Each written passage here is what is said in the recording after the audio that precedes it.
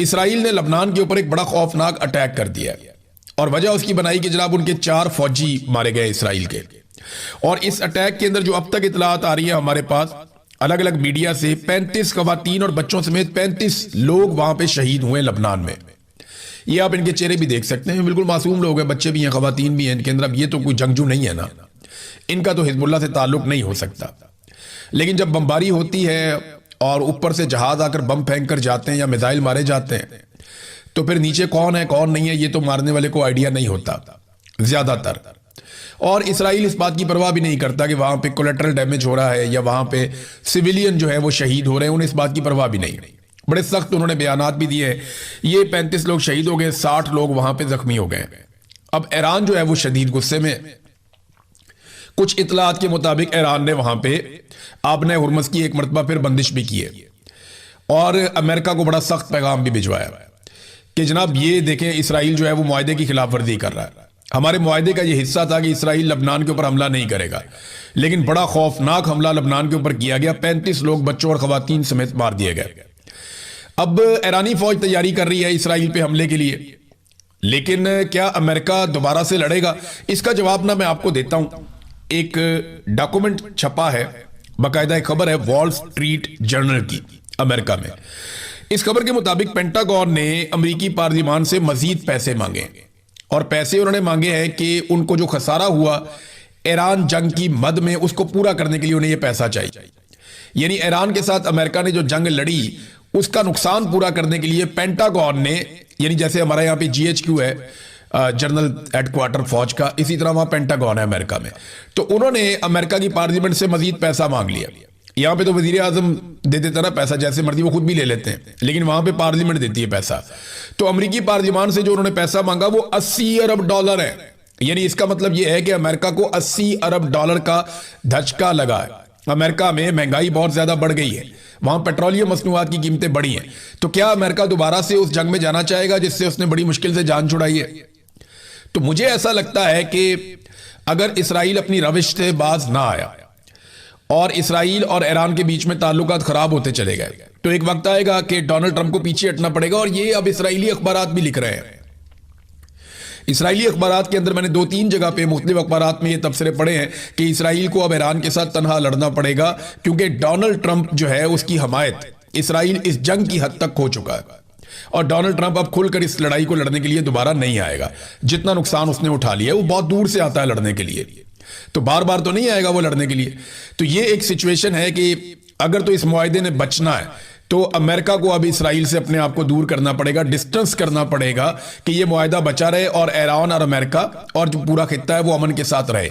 लेकिन इसराइल जो करेगा लबनान के साथ, उसके जवाब में ईरान जो करेगा इसराइल के साथ, वो एक चैप्टर ही पूरा अलग हो जाना चाहिए। देखते हैं क्या होगा, जो भी होगा हम आपके साथ इसको शेयर कर देंगे। तो वो कौन सी चीजें हैं जो ईरान और अमेरिका में तय पा रही हैं? ईरानी सोर्सेज ने 14 निकात बताए हैं। डोनाल्ड ट्रंप ने इसको गैर संजीदगी कहा कि इन चीजों को भी पब्लिक नहीं करना चाहिए।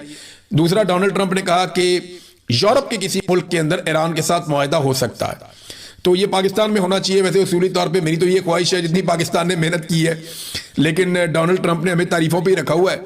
बाकी रिलीफ उन्होंने सारे इंडिया को दिए हैं, पाकिस्तान को रिलीफ कोई दिया नहीं। बहरहाल जो मुआहदे की शराइत हैं जो अभी तक मंजर आम पे आई, और इन पे ये कहा जा रहा है कि फाइनल कुछ भी नहीं है, लेकिन जो चीजें मेन हैं वो मैं आपके सामने रख देता हूं और आपको हैरत भी होगी कि ये अमेरिका ने जंग कहां से जीती है। फिर नंबर 1, लबनान समेत तमाम महाजों पर जंग का फौरी और मुस्तकिल खात्मा हो जाएगा। नंबर 2, अमेरिका का ईरान के दाखिली उमूर में अदम मुदाखलत और इस्लामी जमहूरिया ईरान की खुद मुख्तारी के एहतराम का अहद। नंबर 3, 30 दिन के अंदर बहरी मुहासरे का मुकम्मल खात्मा अमेरिका करेगा और ईरान के तरफ से अपनी फौजें वापस बुलवा लेगा। नंबर 5, ईरानी इंतजामात के तहत, ये जुमला आपने याद रखना है, ईरानी इंतजामात के तहत 30 दिन के अंदर आबने हुर्मुज़ को दोबारा खोल दिया जाएगा। यानी ईरानी इंतजामात के तहत, पहले की तरह नहीं होगा। नंबर 6, तेल, पेट्रोकेमिकल मसनूआत और उनके जो बाकी चीज़ों की फ़रोख्त पर जो पाबंदियां हैं वो ख़त्म हो जाएंगी। ईरान को अपनी मालियाती वसाइल तक मुकम्मल रसाई मिल जाएगी। अमेरिका और इसके इत्तेहादियों की जानिब से ईरान की तामीर नौ के लिए $300 अरब के मंसूबे पेश किए जाएंगे। नंबर 8, जौहरी मामलात जो हैं ये सबसे इंपॉर्टेंट है। तमाम बुनियादी और सानवी अमरीकी पाबंदियों और अक़वाम मुत्तहिदा की सलामती कौंसिल और बैनुल अक़वामी एटमी तवानाई एजेंसी के बोर्ड ऑफ गवर्नर्स की करारदादों के खात्मे के लिए 60 रोज़ा मुज़ाकरात होंगे। नंबर 9, NPT मुआहदे के तहत ईरान इस अहद की तजदीद करता है कि वो जौहरी हथियार तैयार नहीं करेगा। नंबर 10, मुज़ाकरात के दौरान अमेरिका ने ना तो खित्ते में अपनी अफवाज में इजाफा करेगा और ना ही कोई नई पाबंदी आयद करेगा। नंबर 11, हतमी मुज़ाकरात के 60 रोज़ा मरहले में ईरान के $24 अरब जो मुंजमद असासे हैं वो आज़ाद कर दिए जाएंगे, जिनमें से निसफ रकम मुज़ाकरात शुरू होने से कबल ईरान के इख्तियार में दे दी जाएगी।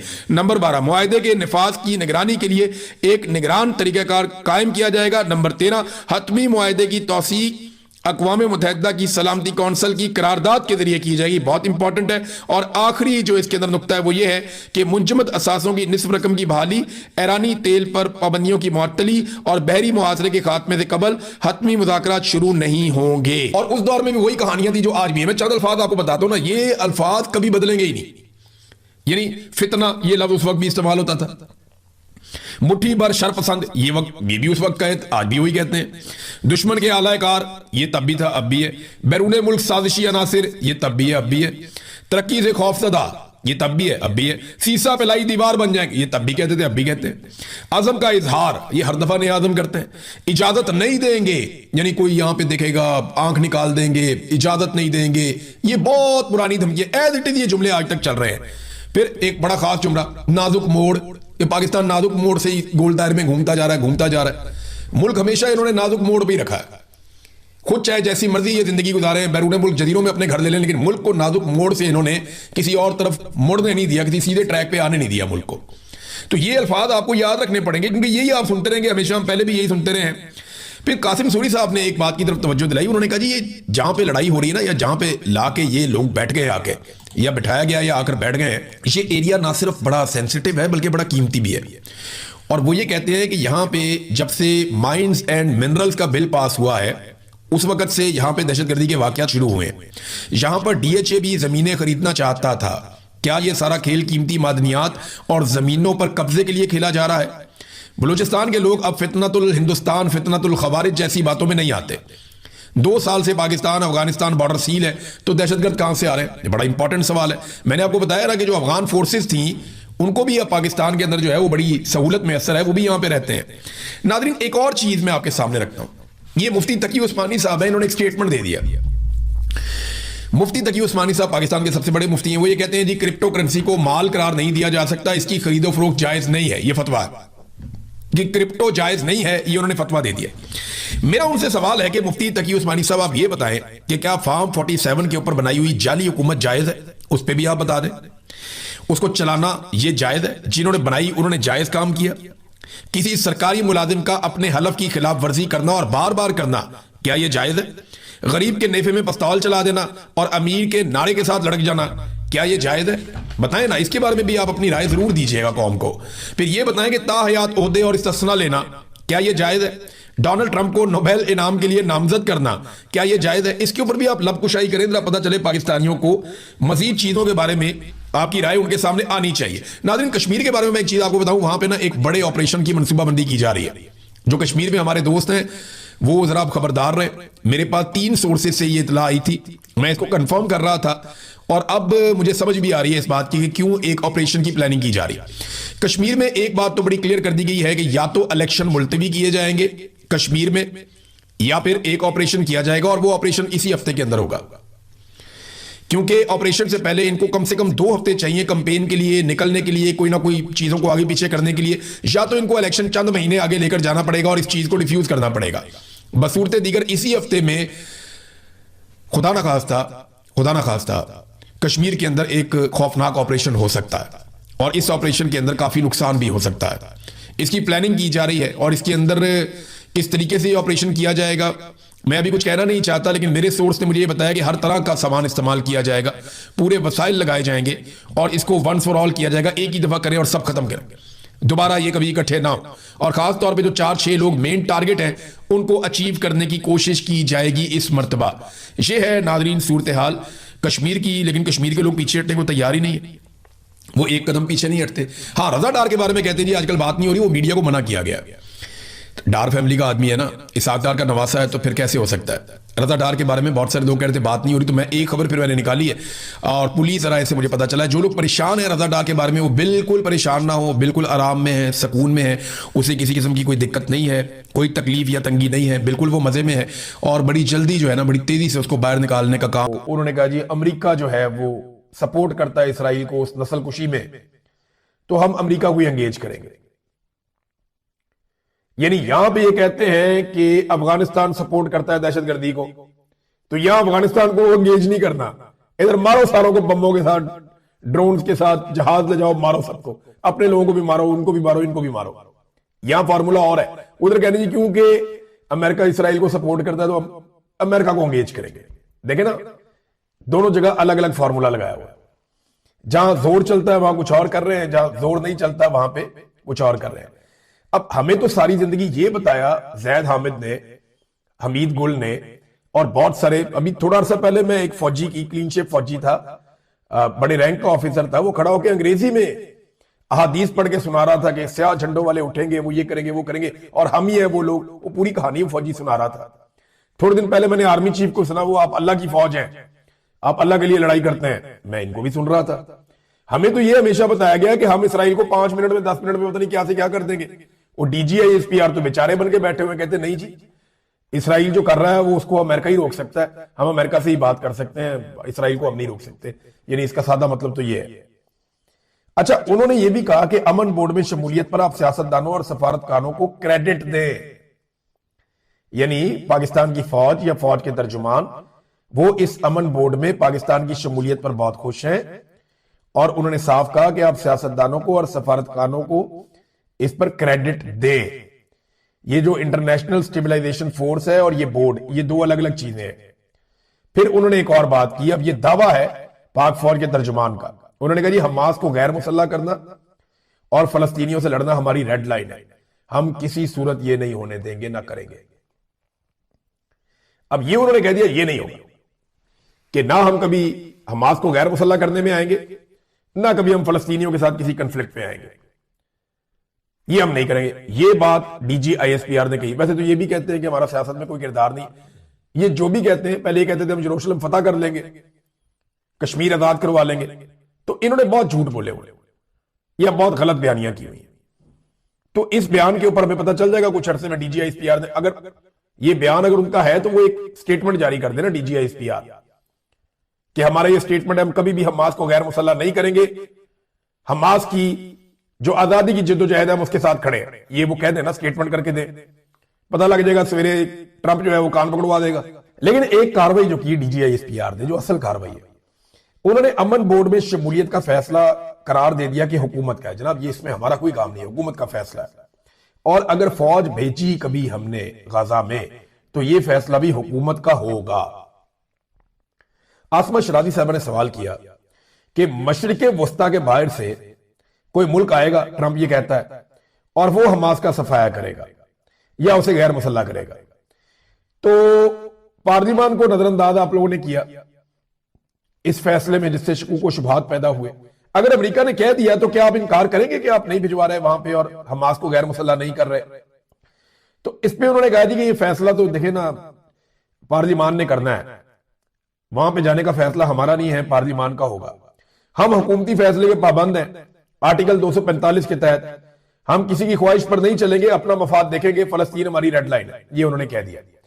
अब एक तरफ वो ये कहते हैं कि अमेरिका क्योंकि बहुत ताकतवर है, इसराइल बहुत ताकतवर है, हम उनसे लड़ नहीं सकते, लिहाजा हमने ये फैसला किया कि हम उनके साथ बैठ के मसला हल करने की कोशिश करेंगे। अब ट्रंप कहता है जी आपने आकर मारना है इसको, हमास को, ये कहते हैं जी हमास हमारी रेड लाइन है, उसको कोई हाथ भी ना लगाए। अब इसके बीच में बीच का रास्ता क्या होगा? इसका तो बीच का रास्ता है ही कोई नहीं। अलीना शिगरी साहिबा ने सवाल किया कि रजा रब्बानी भी कह रहे हैं कि इत्तफाक़े राय होना चाहिए, काबीना में भी ये मामला नहीं रखा गया, ये अमन बोर्ड वाला, यूके, फ्रांस और चीन भी इसमें नहीं आए। अगर पीस बोर्ड में ये फैसला आ जाए, ये मुस्तफा नवाज खोखर साहब ने भी सवाल किया था कि अगर पीस बोर्ड में ये फैसला आ जाए कि ईरान पर हमला करें तो फिर हम क्या करेंगे? तो रमजान के बाद क्या हमारी फौज जा रही है गजा में? फिर कहा, उन्होंने कहा जी फैसला देखें हुकूमत ने करना है, हुकूमत फौज भेजेगी या नहीं भेजेगी। हम फलस्तीन के बहन भाइयों के साथ हैं और इसराइल को सिर्फ एक ही ताकत रोक सकती है, वो अमेरिका है। हम इससे एंगेज कर रहे हैं। ट्रंप के मंसूबे से जब इसने ये मंसूबा बनाया तो कोई नस्ल कुशी में कमी आई है। फिर उन्होंने कहा जी 8 इस्लामी ममालिक भी गए हैं। देखिए ये 8 इस्लामी ममालिक आपके बाद गए, आपने सबसे पहले यहां से हामी भरी है, उसके बाद वो ममालिक जो बहुत क्रूशल थे वो आपके बाद आए। जो उन्हें तस्लीम करते हैं वो तो पहले ही आ गए थे। और उन्होंने कहा जी हम इसराइल को तस्लीम नहीं करते, वो अपने मफाद के मुताबिक फैसला करेंगे, हम अपने मफाद में फैसला करेंगे। अगर बोर्ड कोई ऐसा फैसला करता है, डोनाल्ड ट्रंप का बोर्ड अगर कोई ऐसा फैसला करता है जो हमारे मफाद में नहीं है, हमारे नजरिए के खिलाफ है, तो इसके बावजूद अब ये डीजी ISPR जिनकी ये औकात नहीं है कि वो ये फैसला करें, लेकिन वो फैसला सुना रहे हैं। वो देखे ना, पहले वो कहते हैं हुकूमत का फैसला है, अब अपना फैसला सुना रहे हैं। वो ये कहते हैं कि अगर इस बोर्ड ने हमारे मफाद या हमारे नजरिए या हमारी सोच के खिलाफ कोई फैसला किया तो हम वहीं बैठकर इनकी मुखालफत करेंगे, बोर्ड से अपने आप को अलग नहीं करेंगे। क्या कहीं कमिटमेंट दी हुई है कि बोर्ड में से आप नहीं निकलेंगे? आप तो कहते हैं ये फैसला हुकूमत का है, तो फिर आपने ये फैसला कैसे सुना दिया? फिर साथ ही कहते हैं अपने सफारतकारों और सियासतदानों की तारीफ करें, हम पर एतमाद करें, शक का इजहार ना करें। एक और सवाल हुआ और उसका इन्होंने जवाब भी दिया। सवाल यह हुआ कि अगर गजा में सियासी हल निकल सकता है तो फिर खैबर पख्तूनख्वा में सियासी हल क्यों नहीं निकल सकता? तो इन्होंने कहा जी नेशनल एक्शन प्लान पर जब तक अमल दरामद नहीं होगा तब तक नहीं हो सकता कुछ। फिर सरफराज बुगटी की इन्होंने बहुत तारीफें की, जहां पे बदतरीन दहशतगर्दी है, जहां पे आप क्वेटा से बाहर कदम नहीं रख सकते, बल्कि क्वेटा के अंदर भी आप महफूज नहीं है, बलूचिस्तान पूरा का पूरा एक नो गो एरिया बन गया है। तो वहां सरफराज बुगटी की बड़ी तारीफें की और कहा कि डीजल पहले 20 मिलियन लीटर स्मगल होता था, आजकल 7 मिलियन लीटर स्मगल हो रहा है। ये कौन आपको नाप तोल के स्मगल करके दे रहा है सर? यानी स्मगलिंग जो है वो कितनी हो रही है ये। अब जिस जिसको चाहिए ज्यादा तनख्वाहें जरा वो बता देना, उनके नाम सामने लाए जे। ये इस किस्म का उन्होंने मुतालबा किया कि बताएं कौन कौन चाहता है कि वो तनख्वाहों में उसको इजाफा मिले। अपने पार्टी और लीडर के नजरिए की बलि नहीं चढ़ा सकता। ये जनाब अली अमीन गंडापुर साहब का एक स्टेटमेंट आया इस मौके पर, जब नजरसानी करने का कह दिया सोहेल अफरीदी ने पहले ही। सोहेल अफरीदी ने टाइमली इसमें जो है ना वो बैकफुट पे चला गया, वरना सोहेल अफरीदी के लिए मुश्किलात बहुत बढ़ जाती है। लेकिन असल मुश्किलात सोहेल अफरीदी के लिए वही है। खैबर पख्तूनख्वा में ऑपरेशंस भी हो रहे हैं, ड्रोन हमले भी हो रहे हैं और सोहेल अफरीदी टस से मस नहीं हो रहे। इमरान खान ने कहा था कि स्ट्रीट मूवमेंट की तैयारी करो और टक्के की तैयारी इन्होंने स्ट्रीट मूवमेंट की भी नहीं की। तो इमरान खान के जो 3-4 अहकामात अभी तक सोहेल अफरीदी तक आए थे, जो बड़ी वजाहत के साथ आए थे, उनमें से एक के ऊपर भी सोहेल अफरीदी अमल दरामद नहीं कर सके। और जब बाहर निकलने का वक्त आया, जब डट के खड़े होने का वक्त आया, तो सोहेल अफरीदी साहब 4 दीवारी में अपने आप को बंद करके इनडोर एहतजाज शुरू कर गए। ये कितनी अफसोसनाक बात है कि पाकिस्तान तहरीक इंसाफ का वर्कर सड़कों पे खड़ा होकर आवाजें दे रहा था और सोहेल अफरीदी एक 4 दीवारी के अंदर बंद था और वो मोहसिन नकवी के फोन का इंतजार कर रहा था कि कुछ ना कुछ करके मोहसिन नकवी मुलाकात करवा देगा। वो अब तक नहीं हुई। ये नादरीन हालात है। तो नादरीन एक और चीज मैं आपको बताता हूं, ये जो पंजाब के अंदर मरियम नवाज साहिबा और इनके लोग कहते हैं हम बहुत इंसाफ परवर हैं, बहुत इंसाफ कर रहे हैं। एक ऑस्ट्रेलिया की बच्ची थी हानिया, ऑस्ट्रेलिया से आई हुई थी। जब वो शहीद हो जाती है CCD की गोलियां चलने से, 9 साल की बच्ची, तो फिर चट्ठा साहब भी वहां पहुंचते हैं, DIG भी पहुंचता है, बाकी सारे भी पहुंचते हैं, पंजाब की सारी पुलिस लाइन हाजिर होती है, वहां पे जाके फूल रख के आती है। लेकिन इसके बावजूद उन लोगों के साथ कितना जुल्म किया जा रहा है, जरा ये आप पढ़ें, आप हैरान हो जाएंगे। ये बच्ची के वालिद ने अब दरखास्त दी है, पुलिस के खिलाफ दरखास्त दी है। यानी हमें तो ये बताया जा रहा था कि CCD से गलती हो गई, बहुत बड़ा जुर्म हो गया, हमने बंदा पकड़ दिया, हम इंसाफ करके देंगे, लेकिन अंदर खाते ये क्या कर रहे हैं जरा ये देखें। वो बंदा ये बताता है कि जनाब मैं ऑस्ट्रेलिया का शहरी हूं, मैं, मेरी बेटी और मेरा बच्चा, हम लोग वहां पे मौजूद थे। तो उस वक्त जब हम जख्मी हो गए तो हमें पहुंचाया गया DHQ अस्पताल में। तो वहां पे अतीक नामी सिपाही आया और उसने इंतहाई बदतमीजी की। जब मकामी पुलिस थाना सिटी SI एहसन अब्दुल्ला वो भी वहां पहुंच गया। अतीक और एहसन अब्दुल्ला ने मेरे से सारा वाकया सुना। मैंने उसे बताया कि किस तरीके से हमारे ऊपर गोली चलाई और पुलिस वाले ने चलाई, जिसके बाद वो दोनों मेरे पे दबाव डालना शुरू हो गए कि सादे कागज के ऊपर दस्तखत करके मैं अंगूठा लगा दूं तो तब जो है वो डॉक्टर के पास जाने की इजाजत दी जाएगी। उन्हें गोलियां लगी हैं, वो जख्मी है, उन्हें कह रहे हैं जी सादा कागज के ऊपर अंगूठा लगाओ और दस्तखत करो तो हम तुम्हें डॉक्टर के पास जाने देंगे। ये एक एसआई यानी सब इंस्पेक्टर और एक पुलिस वाला कर रहे थे। तो साहिल और साहिल का बेटा जिंदगी और मौत की कश्मकश में थे। कहते मैं और मेरा बेटा बहुत ज्यादा जिंदगी और मौत की कश्मकश में थे। मेरी बेटी जो है हानिया अहमद इंतकाल कर चुकी थी।